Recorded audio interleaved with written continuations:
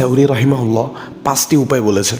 1 নম্বর হলো লোকচক্ষুর আড়ালে আপনি আপনার জীবনকে সুন্দর করুন, তাহলে আল্লাহ তাআলা আপনার বাহ্যিক জীবনকেও সুন্দর করে দিবেন।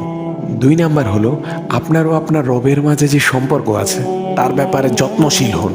3 নাম্বার হলো পরকালের জীবনের জন্য একনিষ্ঠতার সাথে আমল করতে থাকুন। আপনার দুনিয়াবী প্রয়োজন আল্লাহ সুবহানাহু ওয়া তাআলা পূরণ করে দিবেন। 4 নাম্বার হলো সব কিছুর উপরে আপনি আপনার আখিরাতের জীবনকে প্রায়োরিটি দিন। আপনি যদি আখিরাতের জীবনের বিনিময়ে দুনিয়ার জীবনকে বিক্রি করে দিতে পারেন, তাহলেই আপনি দুনিয়া এবং আখিরাতে সফল।